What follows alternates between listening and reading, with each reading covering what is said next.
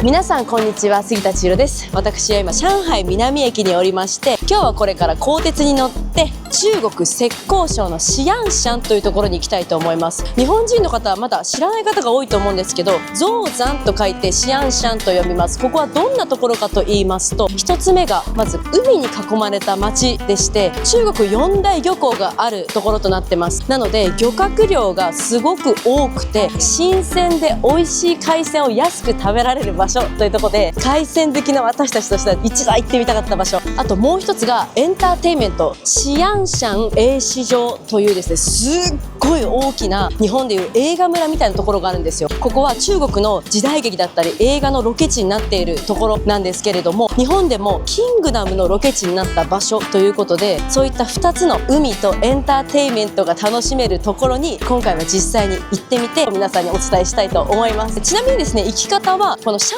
海からだと約4時間かかります。寧波というところに上海から2時間かけて行きまして、そこからさらに車に乗って2時間というところで、ちょっとさすがに中国たくさんいろんなとこ行ったんですけど、ここまでの長旅は初めてというところでちょっとドキドキしてますが、早速行ってみましょう。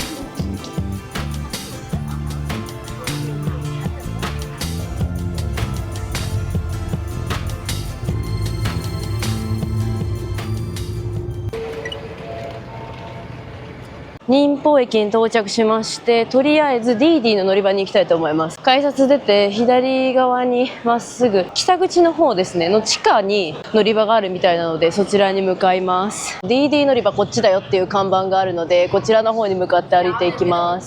こっちでいいのかな。イーハイハイリングピックアップ、ここだ、斬新はい、着きました。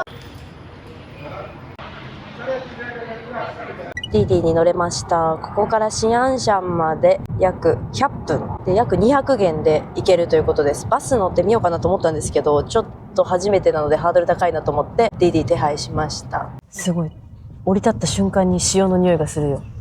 めちゃめちゃするね。シープユーガンてか、車がガチで1台もいないっていう、こんなニッチなところまでよく連れてきてくれましたわ。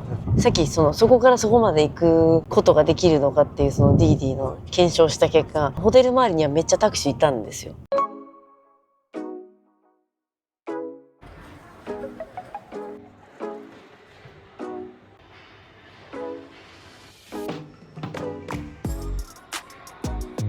今日泊まるお部屋は8階の841号室です。こちらは1泊1部屋約1万円、1人当たり5000円の5つ星ホテルになります。やば新しいですね、全部作りが。ベッドめちゃくちゃでかいもん。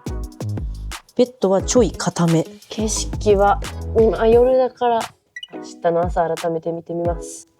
部屋はシンプルな作りですけど、ベッドから見て正面に大きなテレビがあって、テーブルの上にウェルカムフルーツがありますね。行きの新幹線の中でもみかん食べてる人めっちゃ多かったけど、日本と同じ今が旬なんですかね。ソファーも結構広めですね。コンセントもあるし、USB からも充電ができるようになってます。引き出しの中に観光の本が入ってました。この辺りの綺麗な景色が乗っかってますね。なんか部屋の中もちょっとね、いい匂いがするんですよね。電気ケトルあって、紅茶とかもありますね。お水は2本。冷蔵庫は、小さめだけどちゃんとあります。すっごいふっかふかのバスローブがセットしてあります。ピンコンあって、スリッパもめっちゃふかふか系のやつ。なんか一つ一つのアイテムが安っぽくない、すごい高級感ありますね。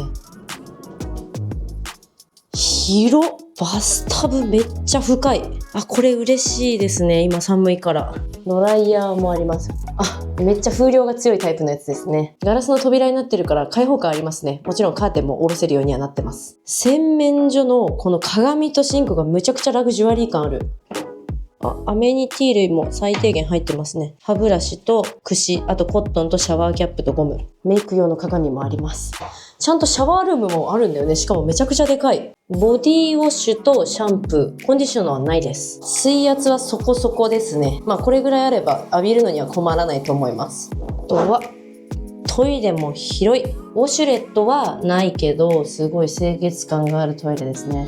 ホテル、この辺り結構たくさんあったんですけど、その中でもいいホテルもどれもだいたい1人5000円出せば泊まれるような感じだったんで、新しそうなこちらのホテルにしましたが、大正解でした。マジでホテルが綺麗すぎて驚きました。今日は今時刻7時半ぐらいで、なんだかんだ上海から4時間ぐらいかかったんですけど、これからシアンシャンで一番評判のいい海鮮レストランに晩ご飯を食べに行きたいと思います。新鮮な海鮮どれぐらい安く食べられるのかむちゃくちゃ楽しみです。早速ディディオンで行きたいと思います。到着しました。こちらのお店です。人がね一人もいないんだけど、やってるのかなと思って一回中入ってみたらやってるってことだったんで入っていきたいと思います。すっごいお店いっぱいあるんだよね。こちらがトリップ .com でもナンバーワンって出てて、この辺りで一番人気の海鮮レストランということです。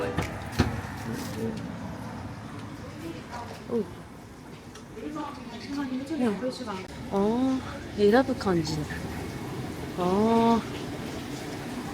あ、すごいいろいろありますけど、いけすの中何が入ってる500g5000円。本当に？こっちは2級だから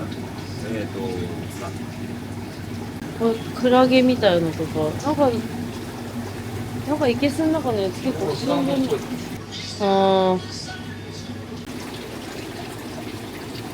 上海より高いんだけど。ちょっと待ってよ、聞いてた話と違う。なんかね、エビが1匹だけもうずっともうなんか長期間いますみたいな。ちょっと一回仕切り直す。1よ3000円か。海鮮見たら上海よりも価格が高くてどうしようかなってなって1回出ました。もう時間もなかなか8時過ぎてるんで、ちょっとやってる店見てみて考えます。ちょっとここじゃないかもしれない。じゃあ帯ついた牡蠣、この間広州で15元で食った牡蠣や。観光向けなのかもしれない。第1位が歩くとさすがに3キロぐらいある。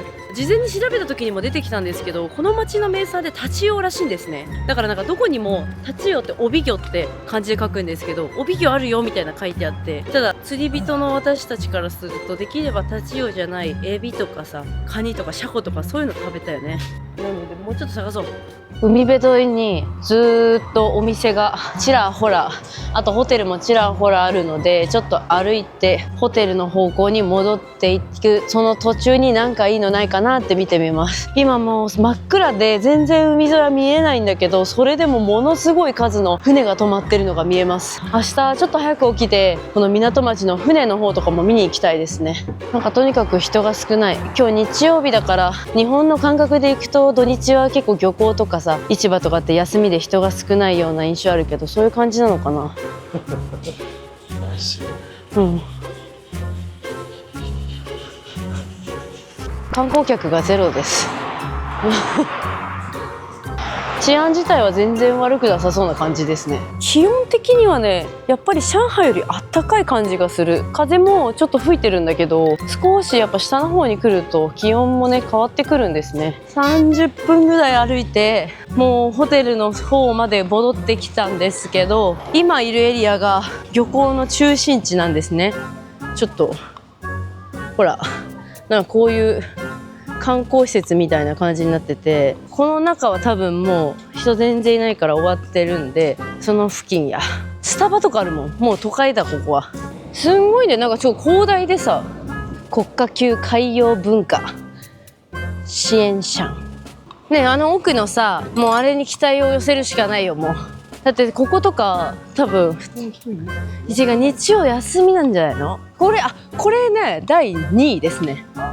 多分だから明日とかやってると思うから、とにかく今日は日曜日の夜遅くに来ちゃったってことで、あんまり多くを求めずに。私海鮮が好きすぎて、海鮮に向ける目線がちょっと高くなってるっていうのはありますね。閉まってる遠くから期待を寄せてた看板も終わってる。カラオケ大会やってる。探そう。なんでもありだな。ひどいな。光が見えてきた。でももうちょっとなんか店で食べたいな、さすがに。すごいね。わあ、すごいね。お、新鮮じゃん。さっきの店より新鮮。かもしれない。うん、夜だけど市場があるんだ。同じラインナップがやってる。後ろで調理して食べれますよみたいな感じかな。値段書いてない時点でちょっとでもあれだけどね。ここもいや魚なんだよな。この町魚だな。もう今日終わりだよねみたいな。ついに見つけました。良さげな海鮮店。海沿いのすぐ近くで、決め手は生けすの中の酸素がよく行き届いてそうだったから。2位可以的。给啊，这可以啊。嗯好。2位。哦你好。やっぱ清潔感って大事だね。いろいろあるよ。なんかできてるお惣菜みたいなのも結構、やっぱいろんな海産物が取れる。メニューでいいんじゃない？のどぐろいるけど。ね。これ。やっぱカツがいいや。すごいね。白魚とかも取れるね。シャコ。わかるよね。シャコはいくらですか？ああ、これね。これ手書きで書いてあるんだ。難易度だけ。これはわからない。で見て、モエビみたいなやつとかも。でもね、ここほんと水槽でめっちゃ綺麗に掃除されてるし、魚たちが元気。128一斤。あ、128元なので、元？一斤。じゃあこれ。これはいくらですか？一斤。あ、一緒だって。これも2000円。さっきの店より安いやんけん。ね。じゃあこれ。うん。一斤。これ2つで174元。2匹だから。じゃあこれ。うん。ネギ油って書いてある。あ、これ食べたいんだけど。ウニ麻婆豆腐うまそうじゃないこれ。これ十分だよ。これ。やっとお店を見つかって。なんか外の風が気持ちいいんで、外にテーブル出してもらいました。お店は後ろにあります。注文の仕方は、よくある市場の注文システムと変わらないんだけど、ちょっと苦戦しましたが、親切になったんで、ビールもあったよ。なんかお酒もね、種類めっちゃいっぱいあった。はい、じゃあ。なんか、やっぱ港町っていうこともあって、お店が閉まるのが全部すごい早いのかな。基本的になんか注文システムはこう全部一斤いくらみたいな感じだったから、一斤っていうのは 500g なんですけど、500g でいくらだよっていうので、こう電卓で計算してもらう感じ。まあ激安ってわけじゃないけど、あとはもう味次第って感じだよね。すんごい新鮮でうまかったら安いなって思うし。ウニ麻婆豆腐。確かにマーラーじゃなかったわ。すごいね。写真はマーラーだったけどね。唐辛子入ってないの。ウニ麻婆豆腐。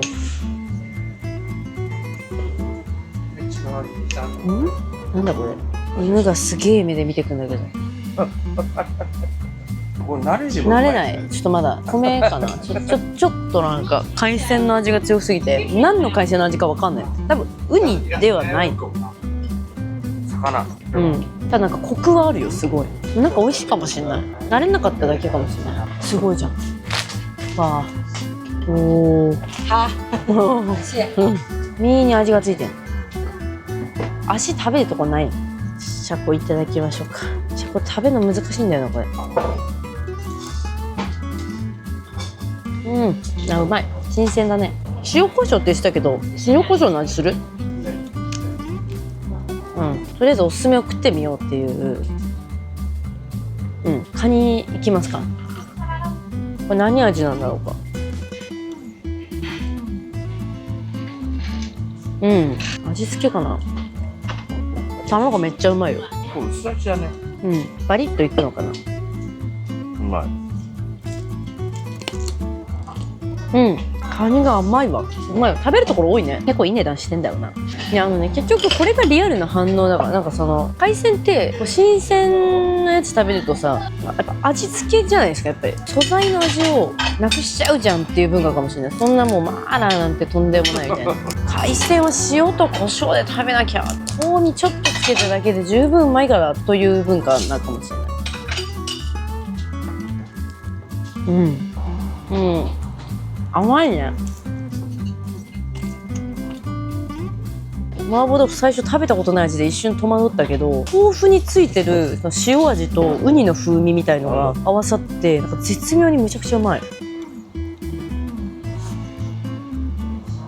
ありがとうね。あっち痛い。歯が強くないところダメだよ。うまいな。うまい。やっぱ新鮮。これ卵だよね。カニ1匹でよかった。いやいや、多くない？俺は結構満足。よかったです。タコもうまいよこれ。カニ味噌結構入ってる。ご飯にのせるんだよ。でちょっとちょっと苦くない？そうそういう系のやつ。あダメなの俺。ダメ。私はカニ麺の方がいいかも。だからこのいり麻婆豆腐頼んでよかったわ。カニラスト。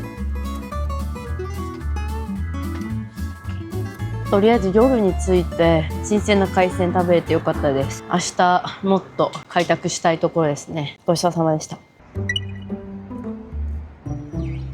おはようございます。今朝の10時なんですけど、これからこのシアンシャンの名物は海鮮麺ということで、朝ごはんに麺を食べに行きたいと思います。今から行くお店もそうなんですけど、朝5時からやってて、8時には閉まるみたいな。昨日夜帰ってくる時もなぜか24時間営業の店が人が全然いないのに結構あって、調べてみたらやっぱり港町ということで朝早くからやってるお店がすごい多いみたいですね。でもう10時なんですけどね、全然人は今いないですね。港の方に行ったらいるのかな。とりあえず麺食べて港の方へ向かいたいと思います。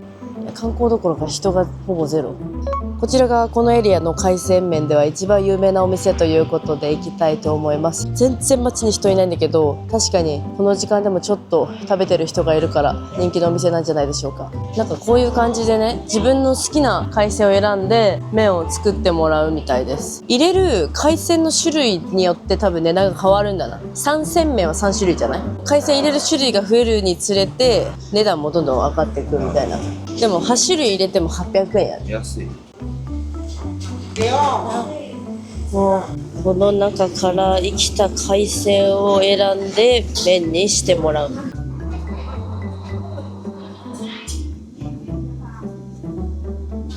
これもこれ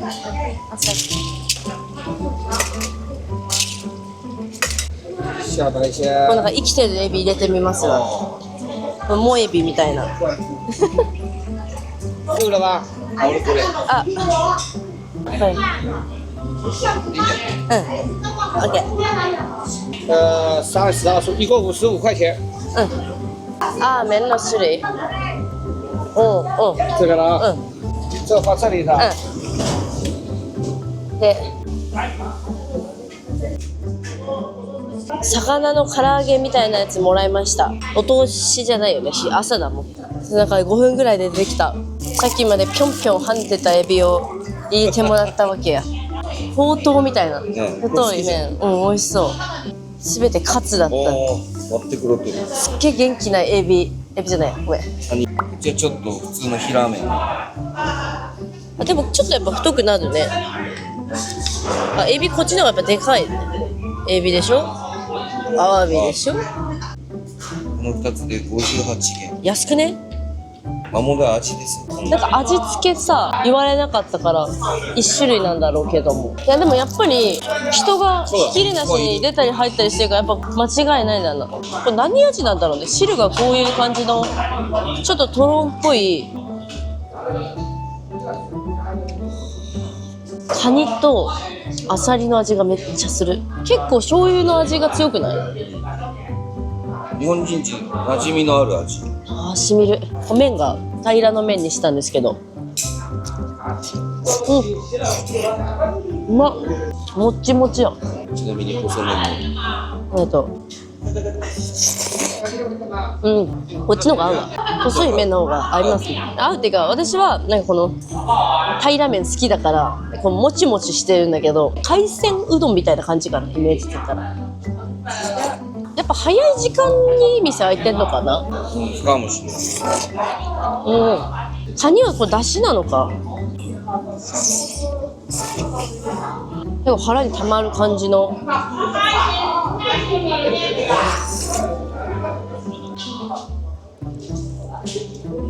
あ、卵に汁が染み込んでうま。よし。ちょっとだけラー油を入れました。辛っ。ちょっとでよかった。辛っ。パンチが加わるね。魚のフライ。これはタチウオじゃないか。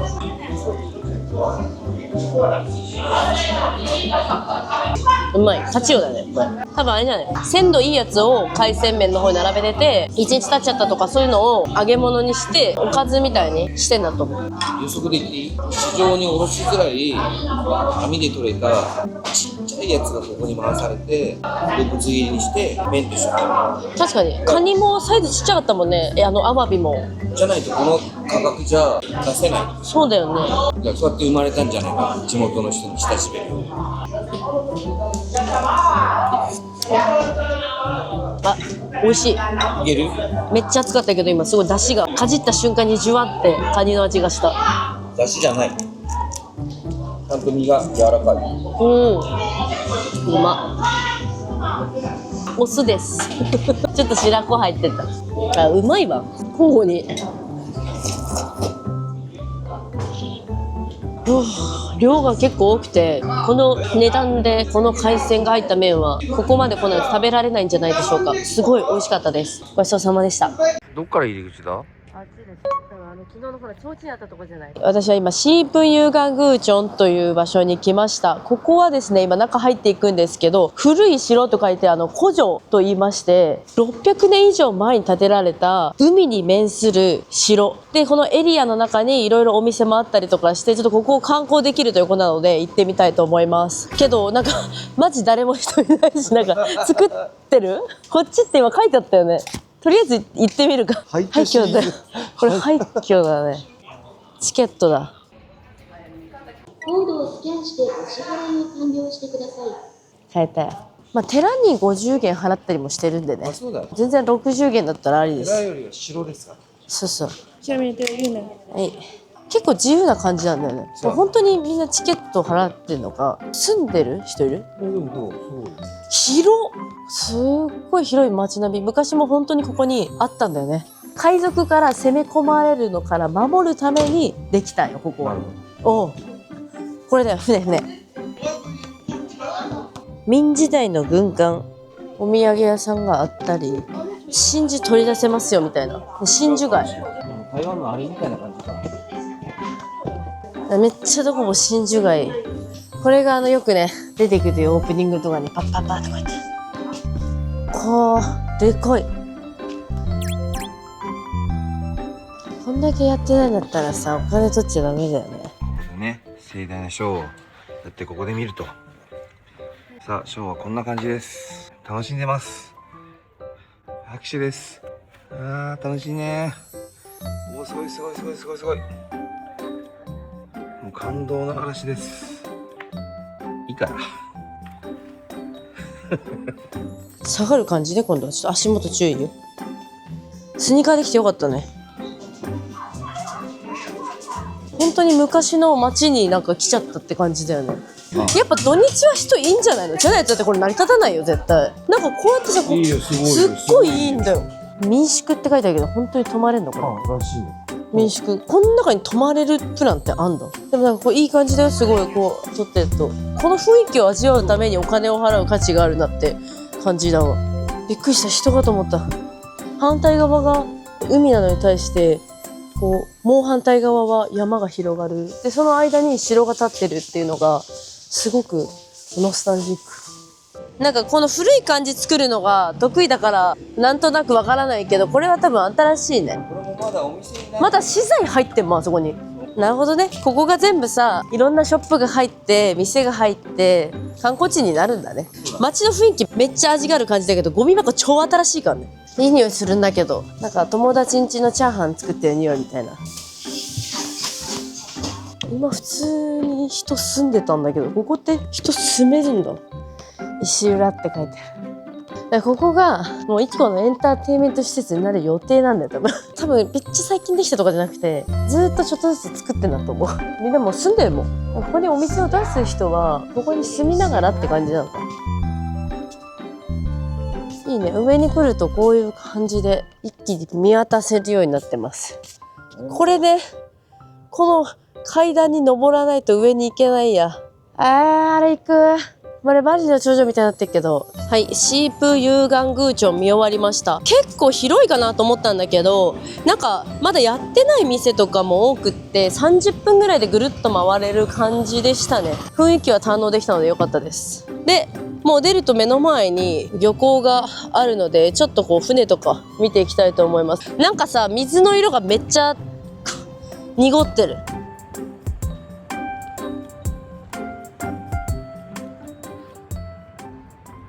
これからディディでシエンシャン A 市場、映画とかのロケ地になった広大な場所に行きたいと思います。だからもっと遠いと思ってたんだけど、道も空いてるからか距離的にもね20キロで20分で着くって感じだったんで、行ってまた夜は海鮮を食べにこっちに戻っていきたいと思います。普通に風景が綺麗なんだよな。でもなんか結構お金持ってらっしゃる。そう、お家もなんかピカピカ。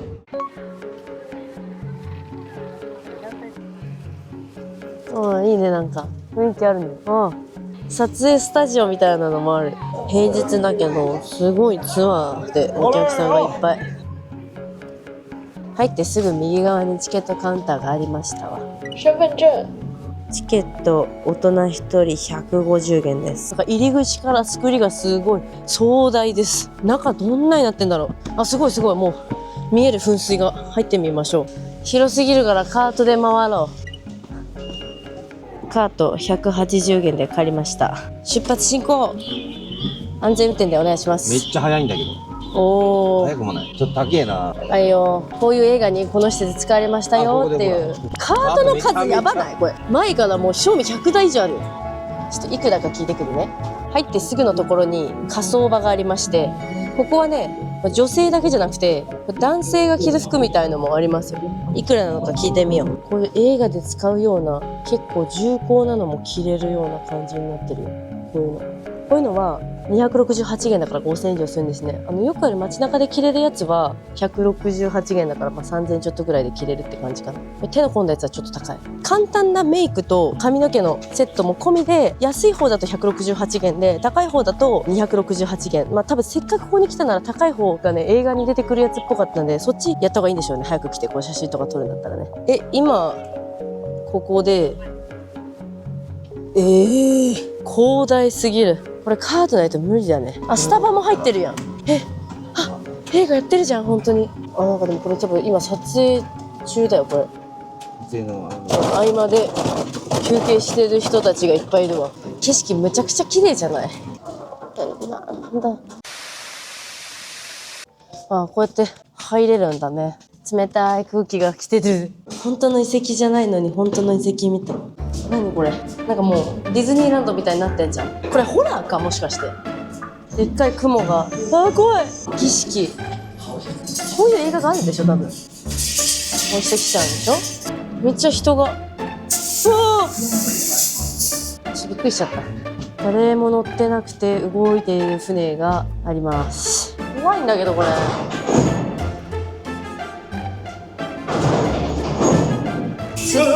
びっくりした。これさ、撮影セットっていうかなんかアトラクション、なんか想像してた映画セットと違ってすごいアトラクションみたいでした。こういう感じのが何個もあるなら結構楽しめそう。コーヒーって書いてある。ちょっとコーヒー飲まない。スタバこれ本当におもろ。行こう。こんな雰囲気あるスタバってなかなかなくない？スタバだけどなんかスタバっぽくない作りだわ。キャラメルマキアート、なんか本当スタバじゃなかった。あそこは全然違う。味も違うしな。もうひどいもん。ホイップなんてこんな見たことないぞ。すごい景観のボロボロのところが出てきたんだけど。戦争の時に守れーとか言って。でも奥も普通に観光客っぽいのいるんだけど。これは違うか。入っちゃいけない場所。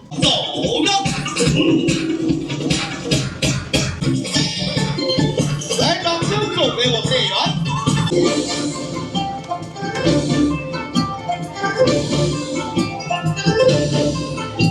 好，我们听众生活中比较常见的椅子，我们演员要抓住个双手，我们演员鼓鼓掌，加。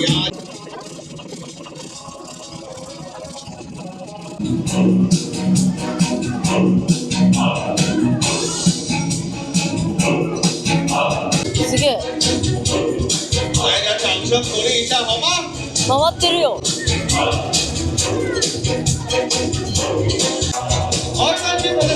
かすごい雑技団じゃないけど技みたいなのが見れてよかったすごかった。あ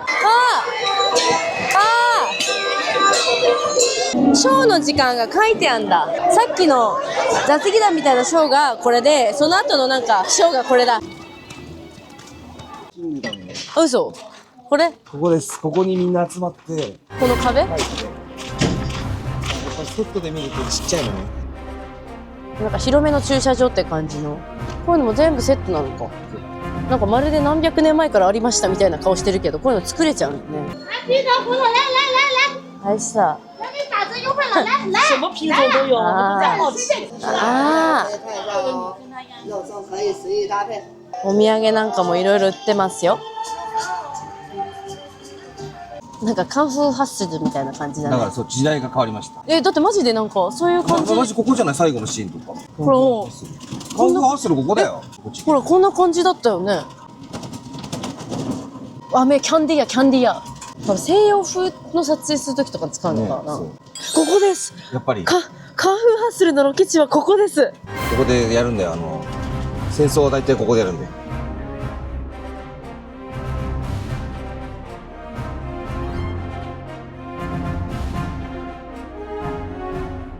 大砲撃ったりなんかする。なんか石をさ、あこれわーって攻め込む時の盾。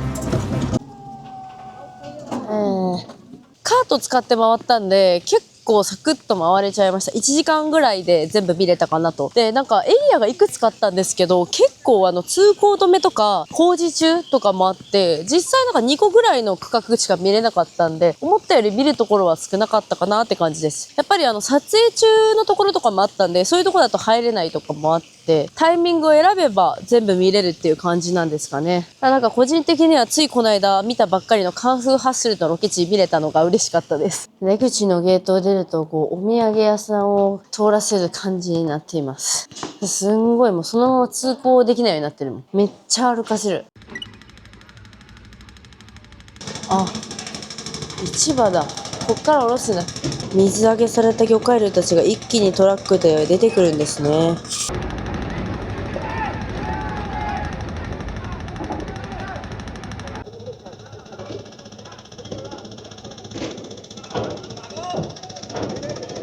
シンシャンの唯一のデパートかな。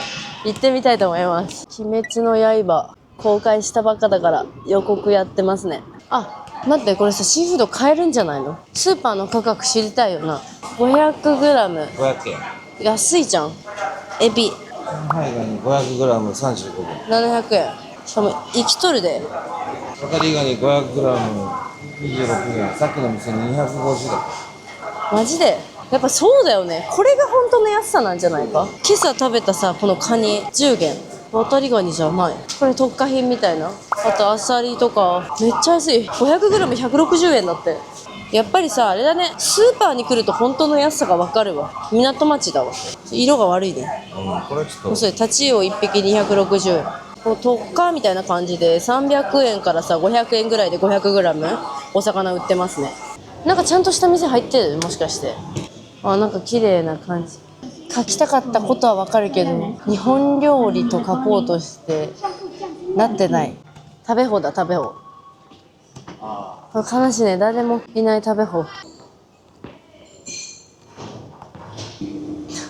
日本映画バリ上映しとるやんけ。これ映画館ですね。だってもうほら見て、クレヨンしんちゃんも人気じゃん。カラオケはもう潰れちゃった。そうそう、人いたよ今。ビッグマックの値段は 25.5 元です。値段にしたら約550円600円ぐらい。谢谢惠顾，欢迎下次光臨。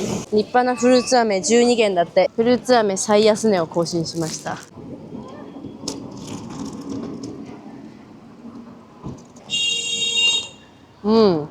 通り沿いに生ビールを買えるお店があったんで、ビール買って飲みながら夜ご飯の店に行きたいと思います。おすすめはありますか。これ美味しそうなんだけどね。シェシェシェシェ乾杯。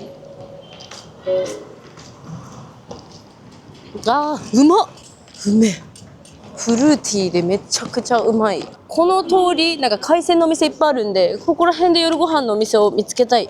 情報が少ないので本当にどこ行ったらいいのかわかんないんだよな。この交差点に老舗の海鮮料理屋さんと新しいっぽい海鮮料理屋さんと24時間営業のお店があったんですけれども、一番セットメニューで頼みやすそうだったこちらに入ってみることにしました。あ、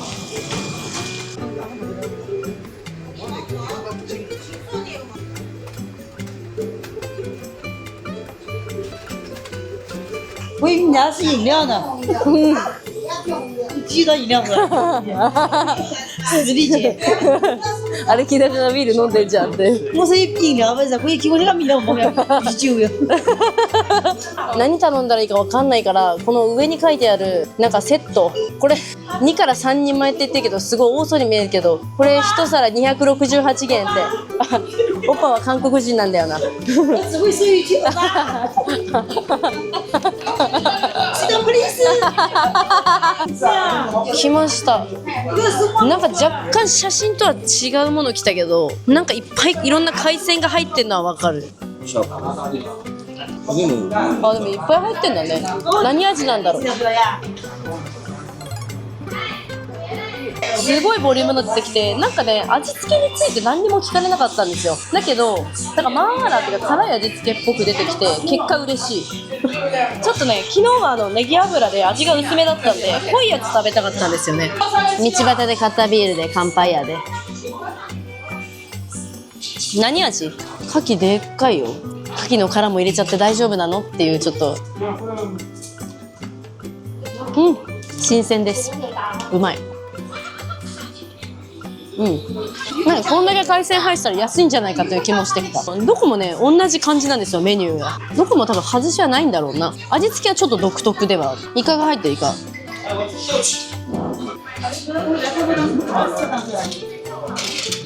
あ、イカうまっ。生臭さは一切ない。やっぱ大人数で来たらいろいろ頼めんだろうけど、全部大皿っぽかったんだよね。なんか魚もでかいし、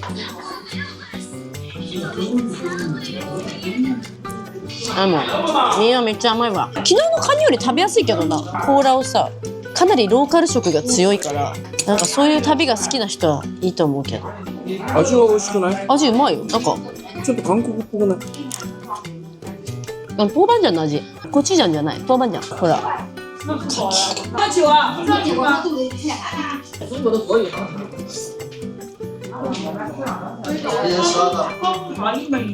うめえ。なんで麺ないんや。今度もう後ろで従業員のコックさんたちがトランプしてるもん。ローカルやな。これなんて言うんだっけな、ほんとこれ。この回の名前。マテ貝。あ、そうだ、マテ貝だ。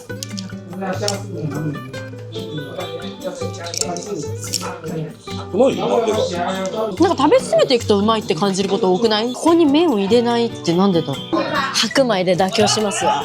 やっぱちょっとここを食べたい。あいつビールも飲んでんのに白米も食おうとしてるよね。こんな量じゃん。こんな食べ盛りじゃないよ。こっち本当にふざけたでしょ、あの人絶対。で白米って言ったらめっちゃ笑って、こんないっぱい持ってきてしまった。全然違う。いや、この汁の味うまいよ、本当に。あれがうまいと。いや、カニ結構食べました。昨日のとこはよりも味。思ったよりカニがめっちゃ入ってる。味噌が入ってんだよな、カニ。ほら。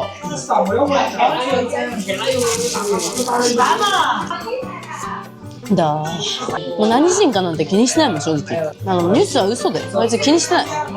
これ仮に韓国人だろうが中国人だろうが別に誰でも気にしてない。海鮮が一番安いのは物流のこの拠点となってる、またが杭州安かった。まだ分かんないけどね。果ての果てのロシアの横のとこ行ったらもう死ぬほどカニ安いかもしれないし、ロシアの国境の本州なんだっけ、海のシルクロード、貿易のこういうさ回るののいろんなルートがある中で安く出せる海鮮っていうのが決まってるから、ここは単純に魚がいっぱい取れんだよ、この港。魚だね。うん、食べちゃう。なんだか止まらない。なんだかんだ1時間ぐらいずっと食べてる。1種類しかないからずっとね食べてて飽きるかなと思ったけど、全部味が違う海鮮となんか食感が違う野菜が入ってることによって、味変しながら急にスパイスでなんか刺激されてお腹がめっちゃ空いたって感じ。違うね、ずっとあったかいがいいんだろうね。今回はるばる上海から4時間かけてシエンシャンに来まして、海に囲まれた港町だったんですけれども、古城を見に行って、なんかこう歴史的なその古い中国の漁港の街並みっていうのも見ることができましたし、今まで自分が見たことある市場とは違う感じの海鮮市場が見れてすごく良かったです。で、あとね、海鮮自体もここの名産っていうのがタチウオと、あとワタリガニとシャコなのかと思うんですけど、見てると、あとね、全体的にやっぱ魚が多い。で、私たちはどうしても釣り人だから魚はあんまり食べなかったんですけれども、シャコ、ワタリガニめちゃめちゃ新鮮で美味しかったです。価格で言うと安いってわけではないんですけど、シャコとカニに関しては結構安価で食べることができるので、足を伸ばして食べに来る人が来る意味も分かりました。あと演市場も実際自分が見たことがある映画のセットが見れたり、いろんなエリアがあって、映画セットってこうなかなか見ることないじゃないですか。迫力自体はすごくあって良かったです。寧波に泊まれば2時間で来れるんでね、実際来る価値はある場所なのかなと思いましたね。海鮮は思ったよりも安くはなかったかな。まだあるかもしれない。ちょっとね、1日2日じゃ全部回りきれなかったし、季節の問題とかもあると思うんですけど、ここにしかないこういうシンプルな素材を生かした海鮮の味が食べれるっていうのはすごく来てみて良かったです。明日はね、ここから2時間かけて寧波に戻って、寧波のグルメも楽しみたいと思います。ということで、ごちそうさまでした。